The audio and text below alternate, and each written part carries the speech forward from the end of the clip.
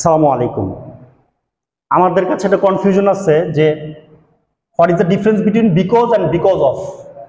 আমরা জানি বিকজ মানে কারণ আর বিকজ অফ মানে কারণে। যেহেতু বিকজ এটা কারণ, এটা একটা কনজাংশন, আগেও ক্লজ থাকবে পরেও ক্লজ থাকবে। ক্লজ কি?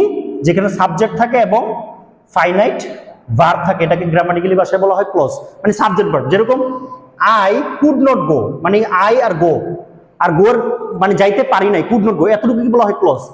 তো এখন এই যে আই কুড নট গো এটা একটা ক্লজ, আবার আই ওয়াজ, আমি ছিলাম অসুস্থ, এটা আর একটা ক্লজ। তো দুটো ক্লজের মাঝে বসছে কনজাংশন। তাহলে বিকজ একটা কনজাংশন, কিন্তু বিকজের পরে অফ আছে, এটা একটা প্রেপোজিশন, আর প্রেপোজিশনের পরে ক্লজ আসে না। যেমন এখানে বলছি মাই ইলনেস, মাই ইলনেসকে যদি সাবজেক্টও ধরি ভার্ব নাই, তাহলে এটা পরিপূর্ণভাবে একটা ক্লজ হইল না। আচ্ছা, বিকজ অফ মানে কারণে, আরো কিছু শব্দের সাথে এটার মিল আছে। Because of, on account of, owing to, due to, এগুলো সবই প্রেপোজিশন, আর এগুলো সবগুলোর বাংলা একই। Because of, on account of, owing to, due to, যেগুলোর বাংলা হলো কারণে। তো এই ছিল বিকজ এবং বিকজ অফ সম্পর্কিত আলোচনা।